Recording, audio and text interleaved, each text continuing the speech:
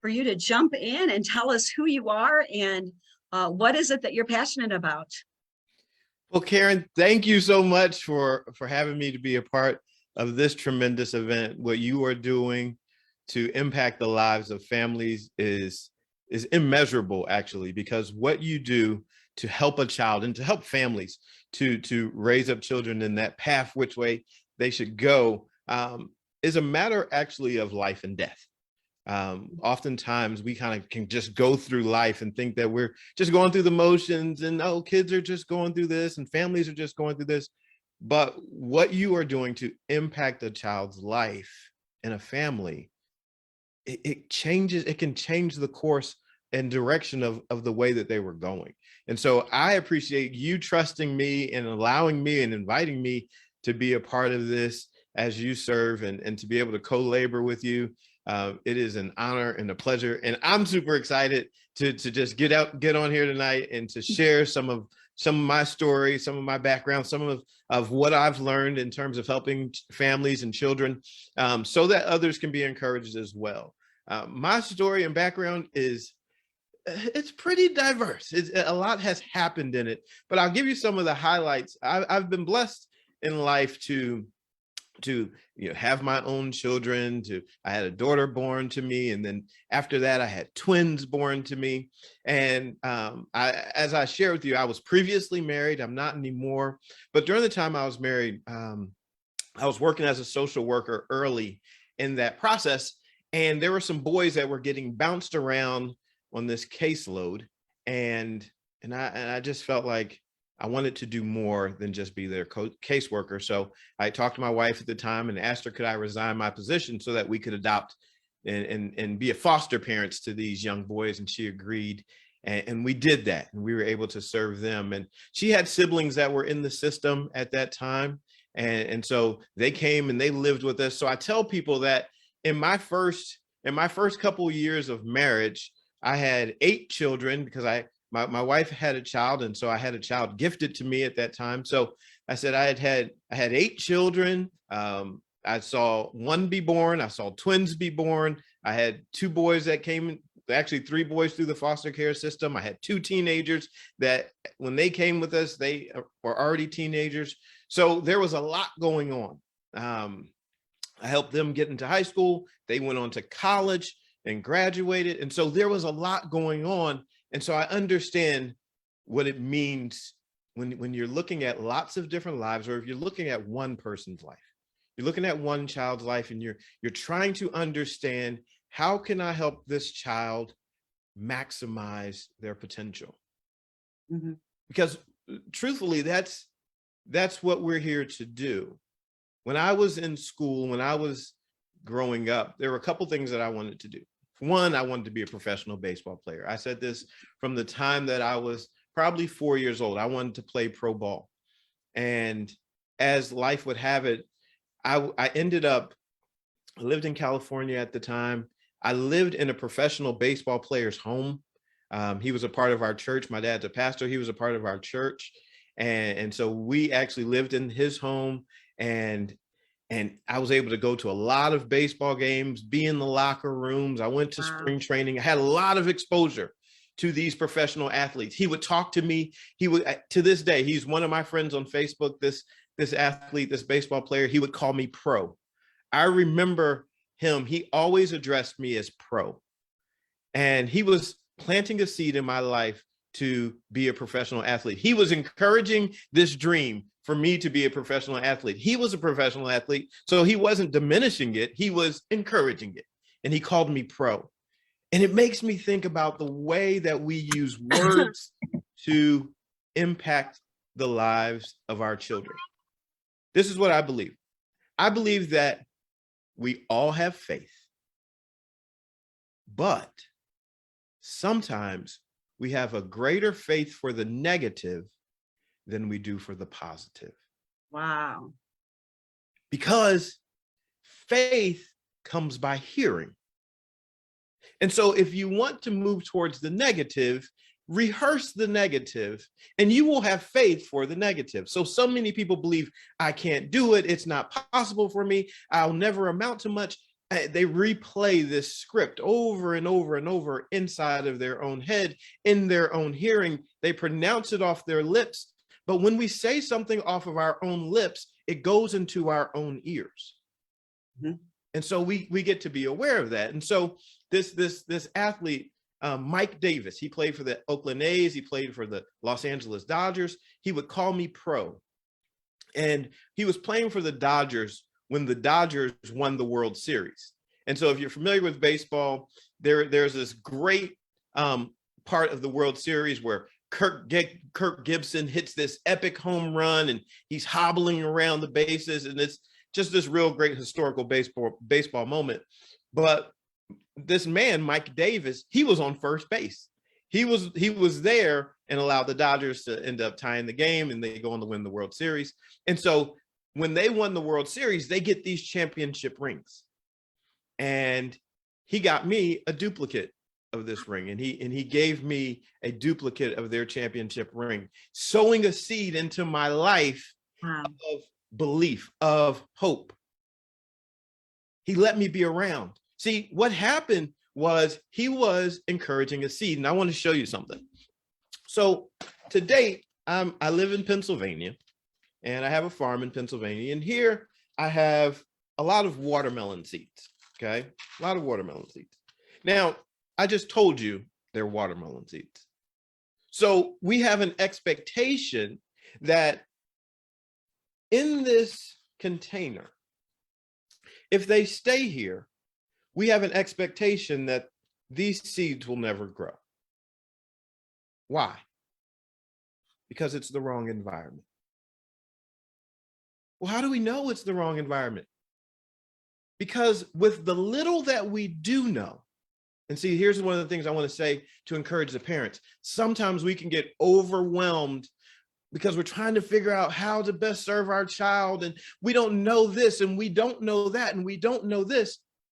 Let's take a moment. Let's stop, because I know how it feels. Before I ever had children, I wasn't a dad, right? It took me having a child in order to become a dad and the responsibilities, but I knew some things. I knew some things about people. I knew some things about children, right? And so we can take what we know, the little bit, it may be a little bit, but we take the little bit that we know and we begin to start tending it. We begin to start working with the little that we know. So the question is, and I oftentimes will encourage people, get out a notebook, right? Get out a notebook. And as you begin to study your child and study your environment and study your situations, keep a notebook. Why? Because if you study to show yourself worthy in any particular area, it will help you grow and you won't have to be ashamed. And so I could start taking some notes. What do I know? I know that these watermelon seeds are in a plastic container. I know that there's no soil in this container. What else do I know? I know that seeds need soil.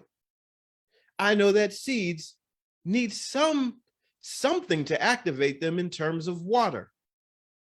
Do I know exactly how much? Let me just tell you. This year was my first year doing watermelon seeds at the farm, planting watermelon and wanting to grow them. And I had to learn how this all worked out. I didn't have it down to, every finite detail of how much to water and all that stuff. Part of the journey is in discovering. Now, this is a special word, discovering. We oftentimes say discover, and we say it really fast, right? But I want you to slow down for a moment and think about discover. Dis meaning not, cover meaning conceal. So the prefix dis means not, cover means conceal. So now what we are doing as parents, we are on a journey to no longer conceal what is there within our child. It's an adventure. See, sometimes we can get overwhelmed in this parenting world and think, what I don't know this, I don't know that. What if I make mistakes? No. Slow down. This is an adventure to discover.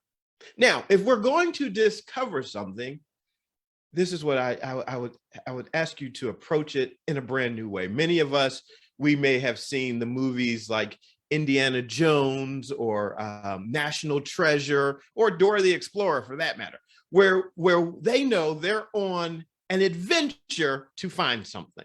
Okay, so when you're on an adventure to find something, to meaning not, cover meaning conceal, the one thing we want to do is we want to start off with a belief that there is something to find. So when we start off on this adventure, we're going to start off believing that there's something to find. So we have an idea, we have a dream, we have a thought. So let's just take this as a dream. So we're going to start off with this dream. Oh my goodness, I have a dream, and this dream, at the end of this dream, there's a treasure to be found. See, I believe, and hopefully you believe the same thing. And if you don't, just borrow some of my belief, borrow some of Karen's belief, because we believe this. There is a treasure inside of your child. Okay, so we believe that. That's how we start the adventure. Karen, in her heart, in her mind, in her soul, she is 100% convinced there is a treasure to be found, to be meaning not, cover meaning concealed. There is a treasure to be no longer concealed within your child. And so with that state of mind, just like these watermelon seeds, even though we begin and it's so small, the journey begins with a belief that can be so small. What happens is, in the process of discovering, see, let me just show you. Hopefully you can see this. This seed, you know what this seed has in it? Let me just have it take a little guess. Like, okay, Brian said it's a watermelon seed. What does it have within it? Brian, duh, it has watermelons within it. Close. This one watermelon seed has endless potential of watermelon. See, now let's back this up and let's look at our child. When you look at your child, does your child only have a little bit of potential? No, your child has endless potential. Does your child only have a little bit of genius? No, your child has endless genius. How do I know this? Because inside of the seed of something is the seed of something. What do I mean? Inside of this watermelon seed, after it opens up, after it goes through process, after it goes through the breaking, because that's a part of it, there's some frustration. There's something on the inside of this seed that is frustrated on the inside of this seed. It's frustrated. The watermelon that eventually one day would grow has to be held within this seed, and it's frustrated. So it has to go through a breaking process. It has to change its environment. Your child and all of your child's genius, and not just your child, but you as well. See, you as a parent have genius potential too. And there's a process. There's a process. See, you and your child are working together to meaning not, cover meaning conceal. You have a dream that there is a treasure, but you and your child are going on a treasure hunt. This is where genius comes out. Because as you go on this treasure hunt, some things have to change. Some environments have to change, and you start to figure out, oh, that environment just didn't work for the child. I'll give you a brief story. So I have horses. And one day I took the horses and we went to the beach, and we were riding along on the beach, and it was so fantastic. And I thought, this is amazing. I'm riding a horse on a beach, right? There's a friend of mine, her and I, we went out on the beach having a great time. And so while we're riding along on the beach, I'm thinking in my mind, perhaps you've seen these pictures too. I'm thinking about how some people ride out into the water and they're galloping along in the water, and it just looks amazing, right? It's amazing. Okay, so I have this in my mind, say, I'm going to do that too. And so I start, as I'm riding this horse on the beach, I start encouraging my horse down to the water. She's not feeling it. And I'm saying, oh, it's okay. I'm talking to her and I'm encouraging her down to the water, and the waves are crashing and they're making a lot of noise. And I know about horses. I know that they're very skittish by nature. They are prey animals.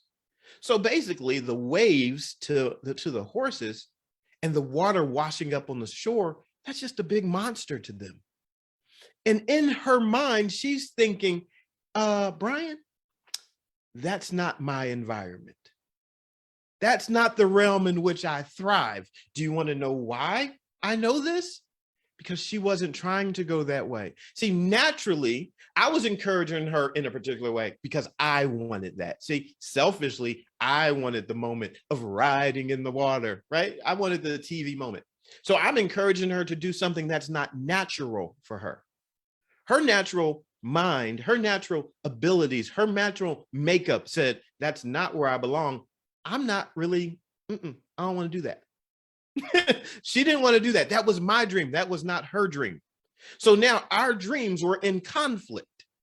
Sometimes this is what happens with students. Sometimes with children and our children.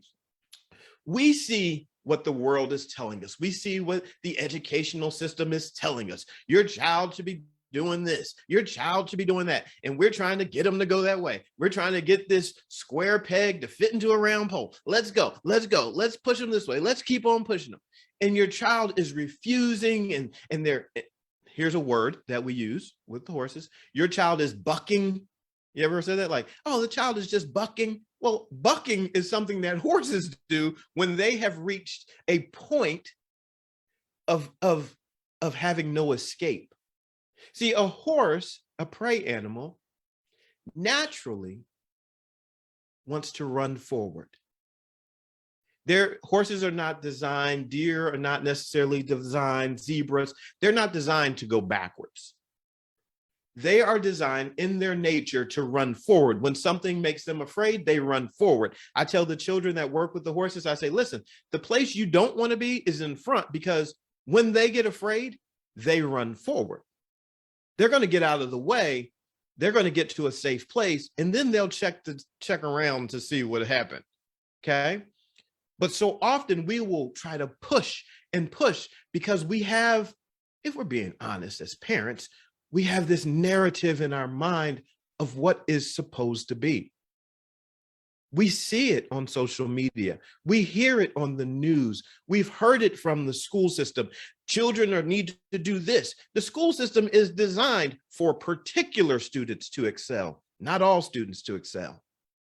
Okay. And so when we look at that, we think there must be something wrong with my child. But I was thinking about this. If I gave you a piece of technology that required, let's say, 4 C batteries. And so I put that in your left hand, but in your right hand, I give you 4 AAA batteries. Is there something now wrong with this machine because these batteries don't get it to work?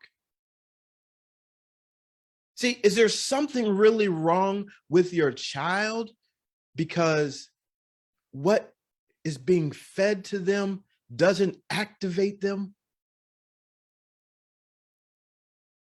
That horse, as much as I was encouraging her and move over and it's going to be okay, we got this, she knew that's not my space.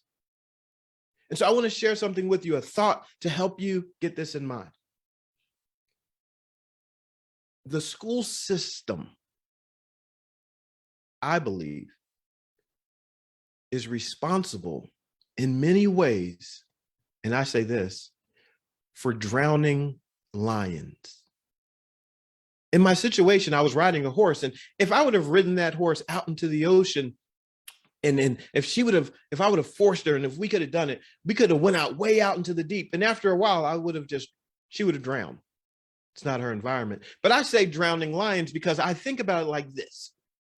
If you take a lion that many would say is the king of the jungle, and you take that lion and you put that lion out in the middle of the ocean, the lion, the king of the jungle, in all of its genius and brilliance and majesty, you know what it becomes?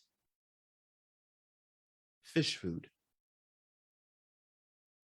If you put a lion that is the king of the jungle in the middle of the ocean, that is not its environment where it thrives, it becomes fish food. It becomes consumed by fish. Now, conversely, if you take a great white shark and you take it out of the deep and you bring it up into the shallow end and you put it up on the shore, do you know what it becomes? Bird food. It can be pecked at by the smallest of birds. This great, majestical creature and animal can become bird food. If you take your child and you put your child out into an environment that is not meant for them, they can be pecked, they can be nibbled on, they can be destroyed and consumed by an environment that they were never meant to be in. So what do? We go back to our journey of discovery. We have a dream. In this dream, in this process, we're going through it and we start to find clues and we look for something because we believe we're moving forward, believing that there's a treasure. And so since we're moving forward, believing that there's a treasure, once we find a clue, once we find that place where our children come to life, that's a place we need to take some notes and say, you know what? I noticed when they did this, they were focused. No one had to tell them to do that. No one had to make sure they got it done. They were so focused in that area. So there's a dream and then they start doing something. And once we find that thing that they do, maybe they talk a lot, right? Maybe it's the thing that you might even find annoying as a parent. Like, oh my goodness, my child is always taking things apart. Oh, wait, that's a clue. Oh my goodness, my child is so nosy. They have all the information, but wait, that's a clue. My daughter, she's a very inquisitive child. She's now 16, very inquisitive. She gets all the facts. She gets all the details. She knows what's going on in everybody's story. And she's always been this way. I actually, as a nickname, I called her Scoop. Because I'm like, she's always going to have the scoop. If you want to know, just ask her. She's going to know what's going on. And so with that now, as she's getting older, she said, Dad, I want to be a special agent, Secret Service, special ops. Makes sense. Like, she's a person, she's going to have all the details. Those are clues. My son, he likes to put things together and he likes to build things and he wants to be an engineer. My oldest daughter, she from the time she got me started in this whole farm world, because she asked for a horse, she wanted to be a vet. And I was talking to her just the other night and I was telling her, I said, we're people of faith. We believe in God. And I said, you know, God, as God would have it, I said, there are clues in your life. You wanted a horse. And I didn't know anything about it, but I said, yes, you were 5 years old. You asked for a horse. And I said, I'll get you a horse when you turn 7. She waited patiently. She asked for that horse. She wanted to do it. I bought it. I didn't know anything. I knew nothing at all about this horse, but I knew that I could say yes to her dream. My parents bought me baseball gloves. I said, I'll do this. And I had to now go on this journey with her and start figuring this stuff out. This same child, she would say like, oh, I love animals so much. I want to get dogs and I want to have cats. So one Thanksgiving, we're sitting there and we're sitting in our windowsill had like a little stoop looking out into the backyard. And she says, Daddy, there are 2 dogs in the backyard, 2 puppies in the backyard. And I'm like, okay. She's like, no, really. And so I go look, sure enough, there are 2 puppies in the backyard. And I gather these puppies up and we go look to see if the owners wanted them and where they came from. And we end up tracking it all down. The people said, listen, we don't want those dogs. The mom had a litter. You all can have them. And I say this to say there are clues. Sometimes there are things that help us to see the direction that we can help guide this child into. I want to show you something. Back here, I have a quiver of arrows. Recently have started archery. But I want to tell you this about your child. Your child is very much like an arrow in your hand. And you are a great warrior. You're a champion for your child. And so, like an arrow in the hand of a champion, this arrow by itself, if I'm holding it like, this is fantastic, this is my child. But if I do this, it didn't go very far. No, there's some requirements that's placed on us as parents, and we get this thing called a bow. And so we have this potential to draw them back and launch them into a particular area. We don't just throw an arrow. We get to draw them back. Sometimes in this discovery process, there's some pullback. See, sometimes the school system and life is going to tell you, this is what you need to do, and this is how you should do it. No. You got to say, no. I need to pull back. I got to pull back from that. There's going to be some resistance. When you pull back against that, that's going to require something of you, because it's going to take your strength to say, no, this is my child. I believe that there is a treasure in this child's earthly vessel, in their body, I believe. And so you got to pull back, and it's going to require some strength. And then as you get it back, you're going to find a place and you say, my child has their own unique genius, their own unique brilliance, and I'm drawing them back so that I can launch them forward into that place. Because when my child shows up in that place where they were gifted and called and designed to be, guess what's going to happen? Much like the watermelon seeds, they are going to open up and they're going to produce fruit. See, your child is producing fruit somewhere. Maybe it's in the area of technology, maybe it's in humanities, maybe it's with animals, maybe it's with just the way that they think. Many of us, if we look back when we were young, Google didn't exist.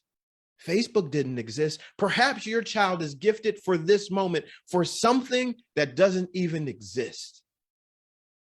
You don't have to minimize them. You don't have to believe when people tell you like, oh, you know what? Just give them more medications. No, hold on. Just because they're differently genius doesn't mean that I need to medicate them until their mind becomes numb to their possibilities. No. Perhaps there's nothing wrong with my child. Perhaps this environment will never cause them to grow. And perhaps sometimes the environment is the way that we look at our child and what we think about our children.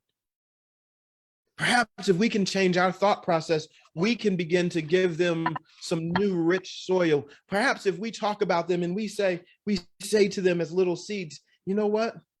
I don't fully understand.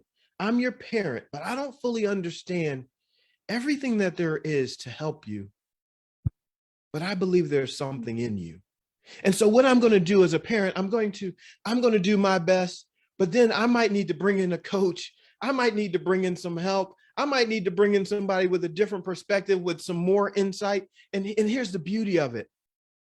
Your insight as a parent is not diminished by getting help. It's enhanced. Because you get to see the child at home in that environment. Someone else is going to see the child in a different environment. Someone else might see the child in a different environment. And so all of these perspectives, this is where we come up with the idea that it takes a village to raise a child. Perspective matters. And so you have this dream and you begin doing it. The best thing to do after that seed begins to open up, inside of any seed is the seed of that seed. You begin duplicating it. See, this is not one seed. This is a watermelon patch. Inside this one watermelon seed, there's one watermelon. But inside that one, or actually more than one more watermelon is probably inside of this seed. But inside of those watermelons are exponentially more seeds. Inside of those seeds are more watermelons with all from this one seed. So if we can cultivate this one seed, if you can cultivate the one idea in your child, if you can cultivate the one area of interest, If you can cultivate that one thing that they get in the classroom and in the lessons, if you can tap into that, do you know what's going to happen with their confidence? It starts to grow and it starts to open up. And then they start to believing, because faith comes by hearing. And when they tell themselves, I can do this, now they have spoken from their mouth to their ears, something for them to have faith for. And that, if they can keep saying, I can do this, it will now produce faith that will now grow into life, and life more abundantly. So you have a dream and you begin doing it. You begin the journey, and then you begin duplicating. And then finally you get to that place where you say, I want to dominate this. I want to master this. I want to learn this. I want to know about my child. I want to tap into how my parenting can impact them and who I need. And you become a specialist in finding the gifts and talents and the treasure. I had this a few years ago. I had the opportunity to be in the ruins of Pompeii. And they're still there after all the destruction happened. They're still there, and they're finding and discovering treasure. Sometimes they're using big shovels. Sometimes they're using light little feathers. The tools we use to help discover the treasure within your child, it matters. But you know when that happens, you know when we become really fine and detailed, that's in that part when we're dominating, when we become the expert, when we're really knowing what's going on, that's when we do that. But at first, you want to start the journey. Start the journey of discovering, and you're on it now. Being here puts you in an environment that says, listen, I'm really serious about this. You're starting the journey now, but you don't have to do it alone. And so being in this environment, being in this group, this is a good soil environment where not only your child is going to be able to thrive, but so will you. That's what the seed needs. The seed needs the right environment. The seed is full of potential, but potential without the right environment only remains potential. We are on this earth, your child, you, me, Karen, all of us, we're on this world to exhaust our potential. This seed next year does not want to remain a seed. Your child does not want to remain potential. Your child wants to achieve. And so now is the moment to begin the journey to discover the treasure that's within your child's earthen vessel. I pray that you go on the journey, you allow others to be connected with you so that you can tap into that environment and actually be able to see the fruit that is within. So thank you, Karen, so much. Hopefully I've been an encouragement to you and everyone that's here to go on the journey, to begin to meaning not cover, meaning conceal the treasure that's within each and every child, because the genius is within them. Believe it. Believe that they have a treasure of genius, and then have fun on the adventure of discovering it. I love that. I love that. I have a camp called Camp Genius, and part of laying those neurological tracks so that the kids can work to their potential, as I come alongside the family, and as the family is creating that environment that you said to nurture and like Pam was talking about yesterday, put the right nutrients in the soil at the right seasons and the right developmental stages for the fullness of that plant growth.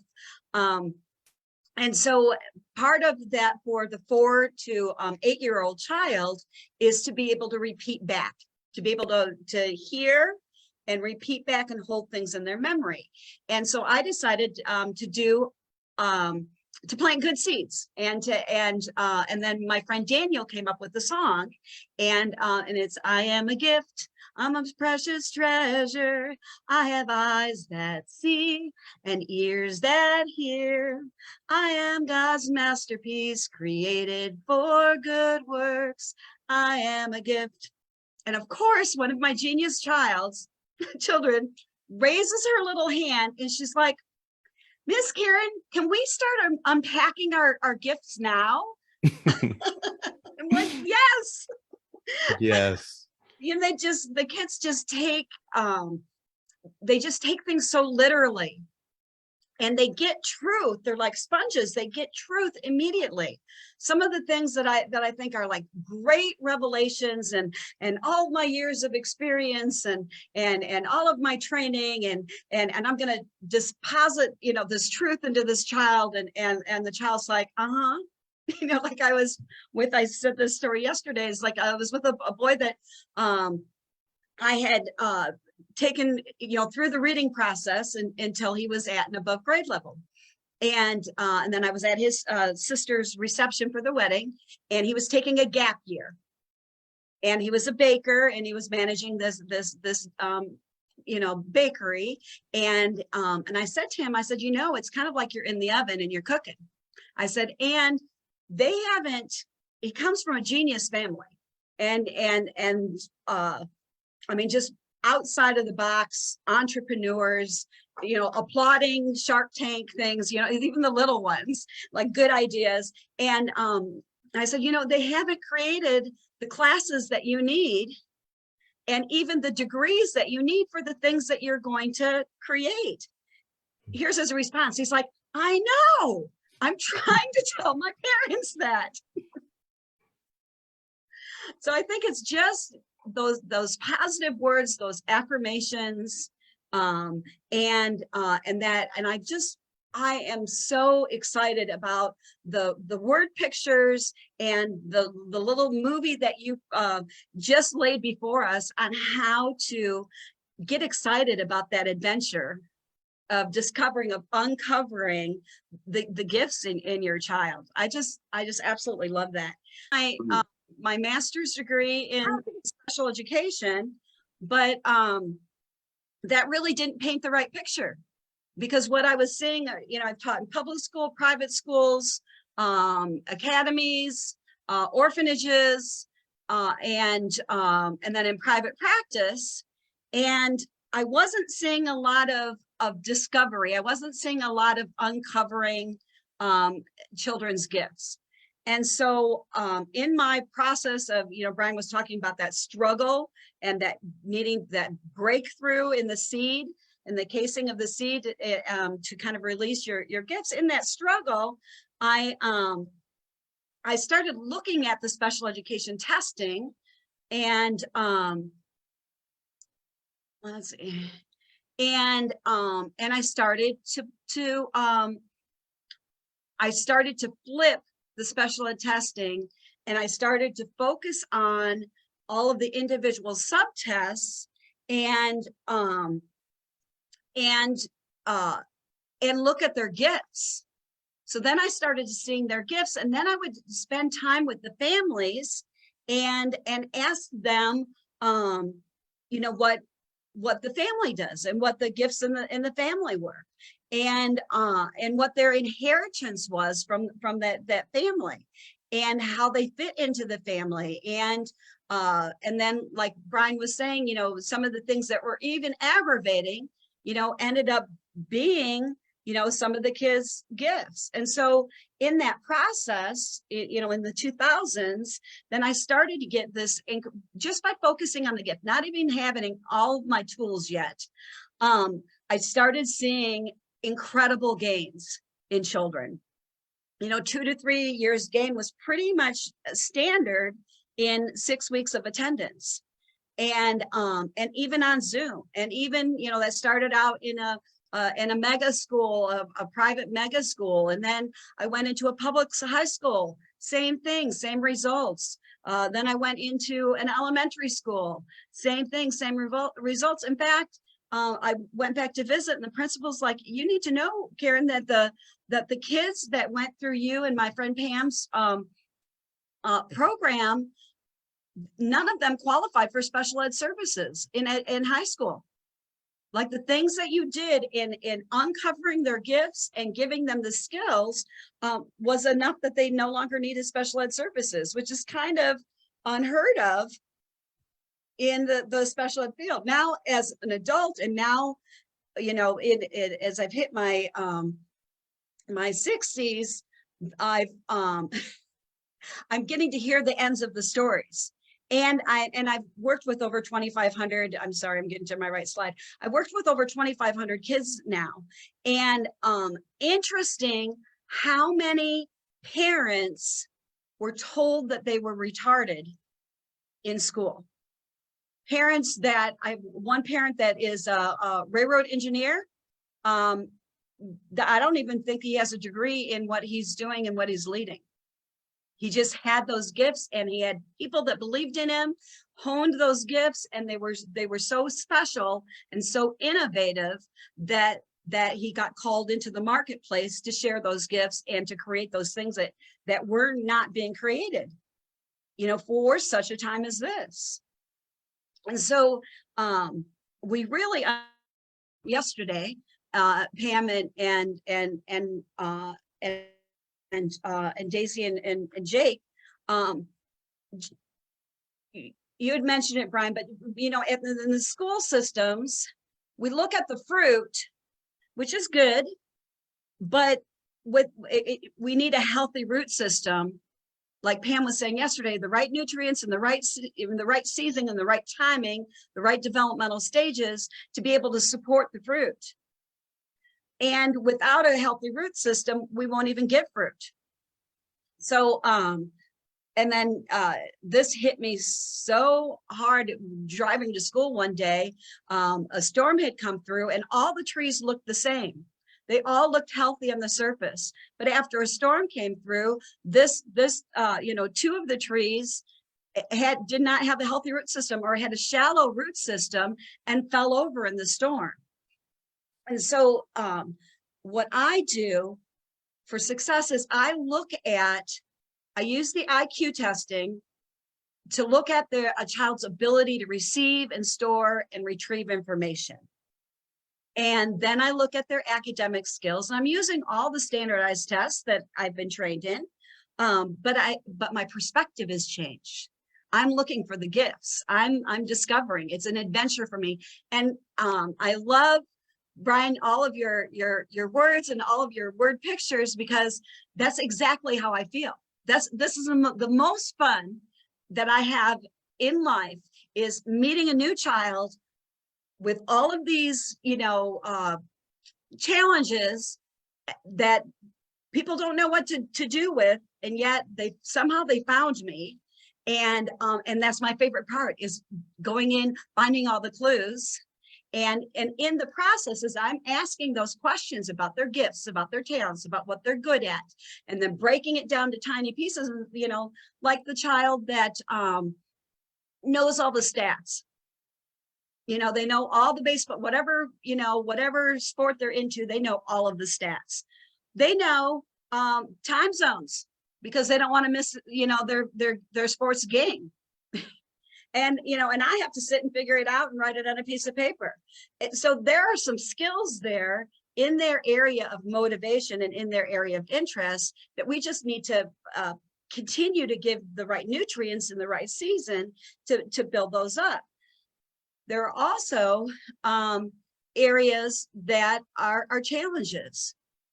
And then to use their strengths to pull up their challenges, because what happens when they're in the wrong environment, and whether that's the wrong environment is a public school, whether the wrong environment is a private school, whether the wrong environment is a homeschool, every child is unique, and there's a unique set of teachers and coaches for each child.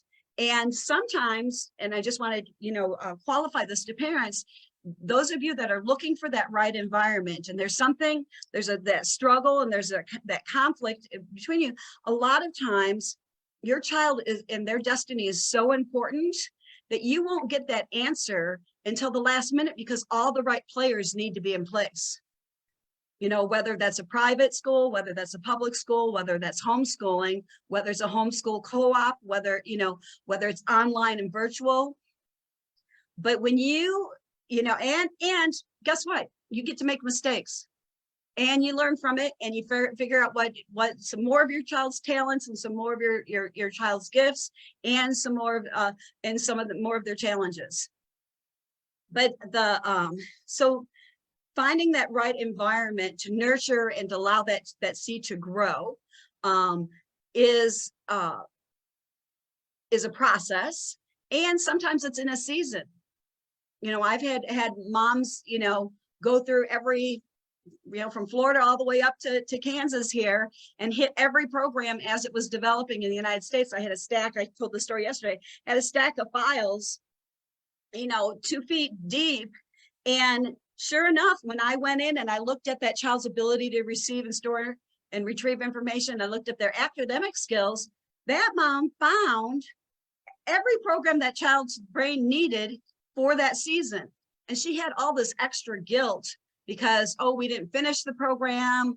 I'm a single mom. I'm not a teacher. I'm not qualified. You know, all these limiting beliefs, but her gut and her love for her child had her in the right place in the right season with the right nutrients for her child. And then she was in a virtual online program. And that's when I came in. That's when I got the stack. And that's when I looked at her child. Out of all of these areas that I look at, he only had one area left. And all of the underground, all of the root system, there was one area left, and that was reading comprehension.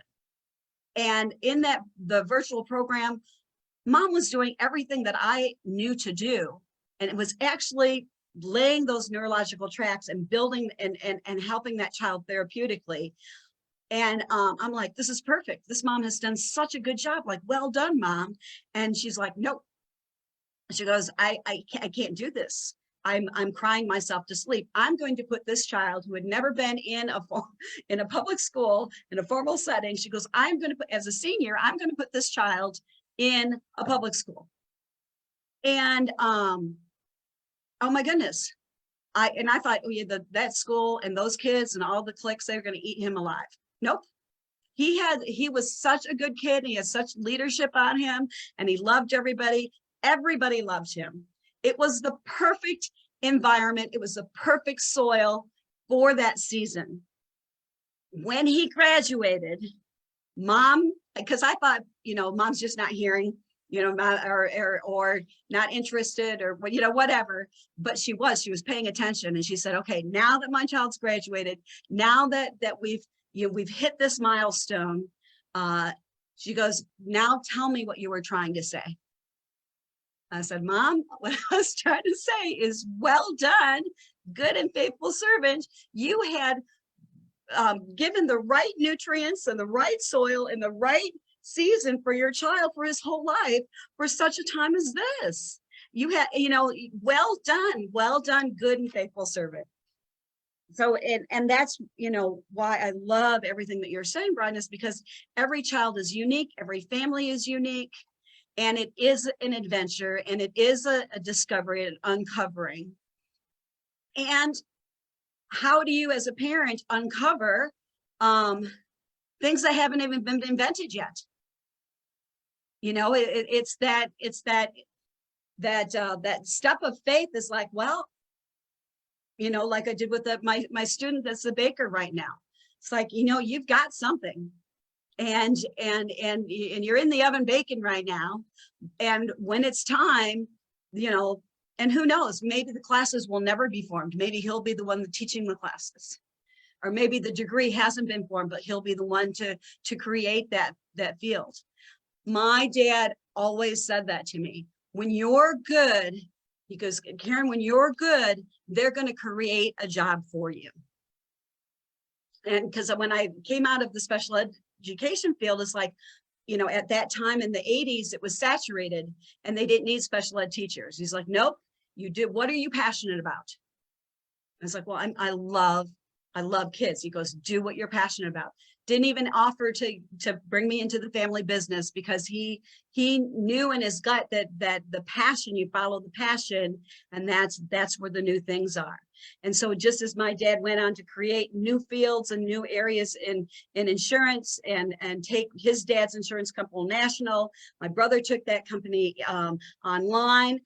I have that same gene, I have that same inheritance, but in education. It's like I'm gonna I don't know. It's not about me, but I want to, whatever, it's kind of a double process. It's kind of like when I'm creating the soil and the environment for these kids, and I'm building that family's faith in that child, and rekindling that fire, especially if they've had a few negative reports from teachers or principals, or they've been in the wrong soil, and there's a bunch of pushback from taking the child out of that soil and putting them in nutrient soil. They just need that fire. Again, it's like, no, I have something, my child has something, we have this inheritance. Sorry, I'm like going off and I don't even know. I've got 7 minutes. But I love the process. I love improving, working on the root system, working on the memory and the processing, and then the buy-in. The kids need to buy in to make goals and make the progress, because it's their life. And all of my students that have come through this process know how they think and how they learn. I met a janitor in a little private school, and he was the only one in the building. And he told me about how he was pulled out of public education and went into a residential school, and all he did for high school was learned how he learned. Now, this janitor, not highly paid in this little private thing, had manuals where he built computers and computer systems. He had figured out how to make movies. Like, he could literally pick up anything and do it. He was like the MacGyver of that building, and the youth minister, and the kids loved him. It's like, I'm sure that isn't a job description anywhere. That you have a janitor that can build anything, do anything, and reach those kids that that a lot of people can't connect with. So you are just a tap away from finding the genius in your child. I'm going to skip through all of the testimonies. Like I said, I've had 2,500 kids, and that got a lot of stories. But I did want to say, the title of this class is Art, Music, and Memory. And I wanted to show a picture. Wherever you're at and whatever's happening, we talked on the first day and Wednesday about the different parts of the brain and their different functions. And we also talked a lot about not knowing what we don't know about the brain. But here's what we know about the arts and music, and especially music, is that when it enters in, it doesn't just go to one area. And here's a picture of where it goes. Let's see. So it goes in through the ears, up through the corpus callosum that connect both sides of the brain, and look, it's all over. So you compare what a child is struggling in a challenging area for their memory, or challenging subject area. If you compare it with music, that there's a better chance of it making those neural pathways and crossing across all the different areas to generalize, and for them to be able to use, not only memorize it and spit it out for a test, but actually be able to use that information. And I spent a lot of time with Pam's daughter, who did auditory therapy with her kids, and she's going to be a guest speaker on Monday. And I'll see how to get that to you if we're going to do it, because our free classes are 7th, 8th, and 9th of every month at 7 p.m. Central Standard Time. So we'll see if she'll guest there, or if we'll do a special shot with her. But just music therapy, after some music therapy, her kids were able to follow 3- and 4-part directions. It wasn't even, in my mind, it's like, that's not even related. Like, how can you listen to a song and all of a sudden, be able to do that? I have all the steps to teach a child and to lay those tracks to do that. But music, accelerated that process. So keep that in mind when you're picking places and you're picking schools. And so one of the things that I have as a service is an online library.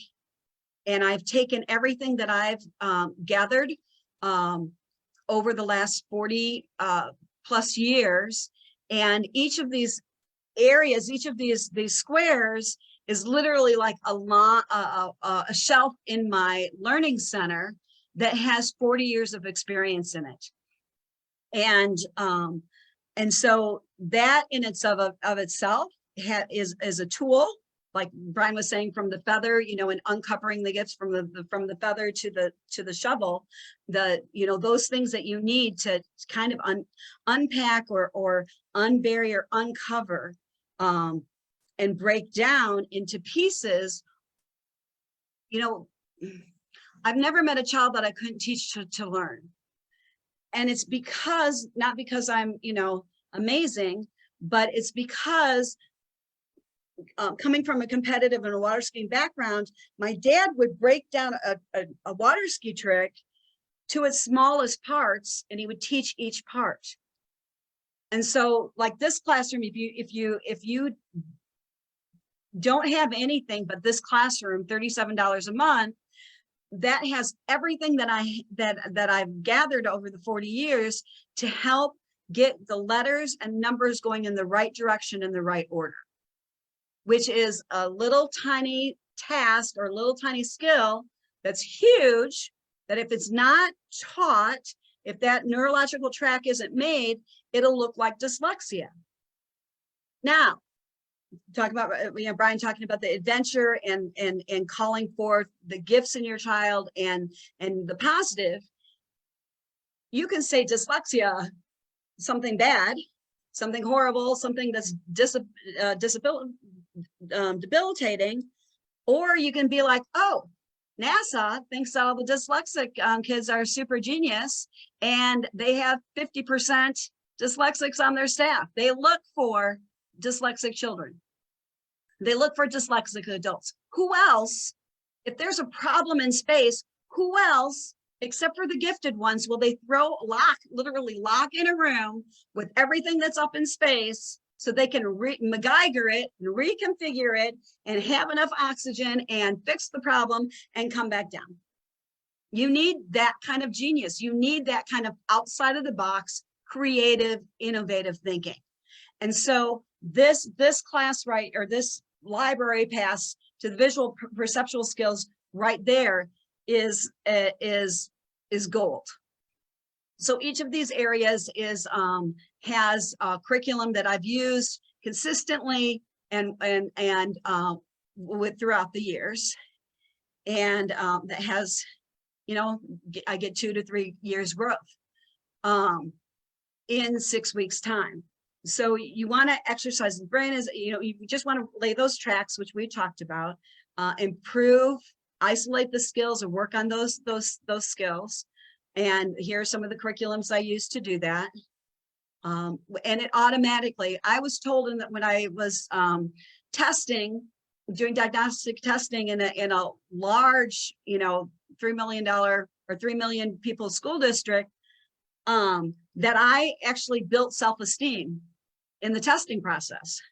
I'm like, how can I possibly, but my facial expressions and my little comments, like, oh my goodness, if there were 100 kids standing in line, you memorize faces like at 99. Like, I don't know what you're going to do with that, but you're like gifted in recognizing faces. and that, I think, just knowing, especially a child that's been singled out and has maybe had a teacher or two say, you don't fit, you need to shape up, pay attention to me. I had one super genius dad. He used to mind map. He used to invent things in his mind from beginning to end, just in his imagination. And he was talking, when I was sharing my book with him, he was talking about how his teachers used to throw erasers at him. And his wife, now, years later, she's like, oh, because sometimes, they're going for a walk, they're doing something, all of a sudden he's gone. Well, he's mind mapping. He's planning things out. One time I went into their house. He had my whole website up on his whiteboard. Never had a conversation with me about it.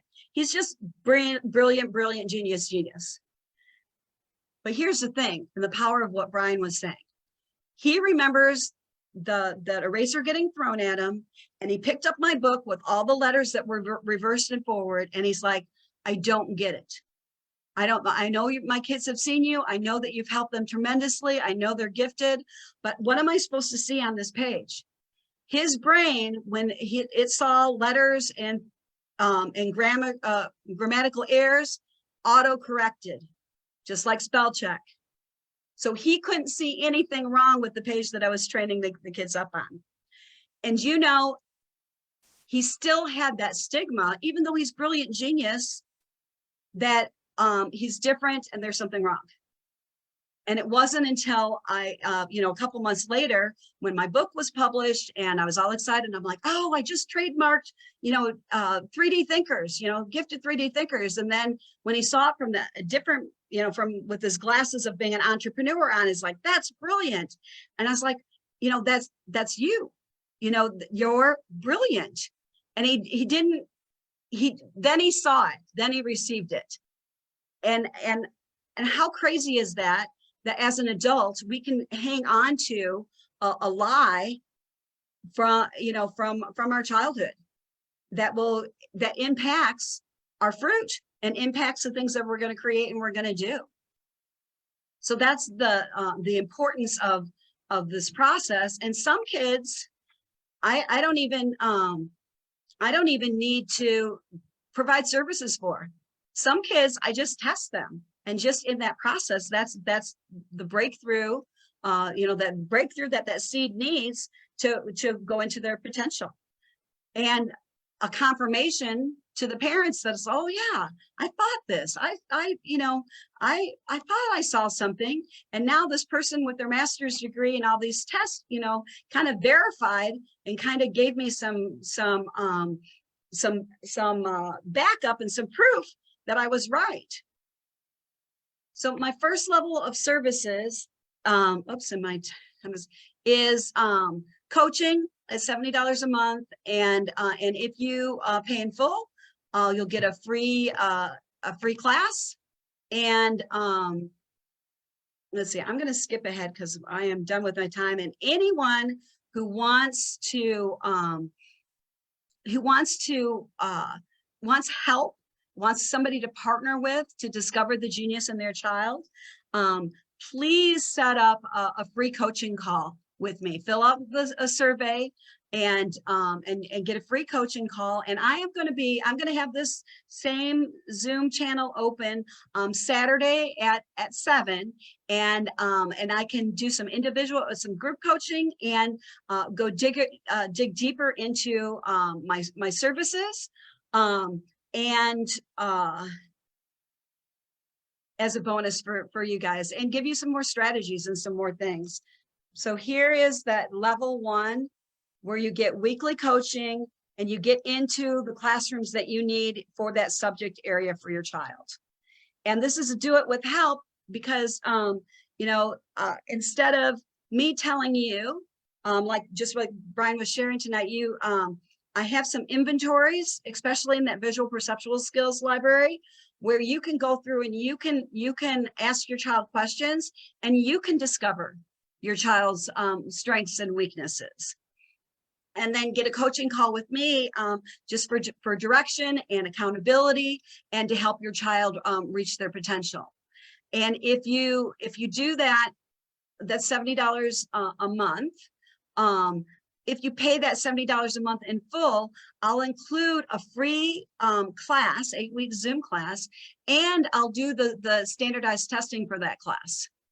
And my next level of service is a gold level, and that's full testing and therapy, and I do the complete package, $370 a month, and reading, language arts, and math, all of the root system, all of the branches, for your child to be successfully launched in the academics, because reality is for most children, they need to jump through the hoops and get through high school, right? And so I can do that. I can partner with you, and I can turn the challenges into superpowers so they can get through, you know, whatever school system they're in, and start to build those skills and build what they're going to do as a trade or a profession or a vocation. And my bonus for that $370 a month and that the full package, all of the testing, all of the system, all of the branches, plus, so it'd be the class is 2 hours a week. And then on top of that, you would get an hour of therapy to just hone in on and just target that root that needs the exact nutrition. And then you get a lifetime membership to the library. So I want to thank you. There is a future full of hope. You're just a tap away. And I want to thank my guests today. And I'm just so honored. This was so much fun. And yeah, I'm gonna end the Facebook Live and jump into www.atap-edu.com, which I'll have in the link to this video. I'll have the survey that you fill out to get a free coaching call.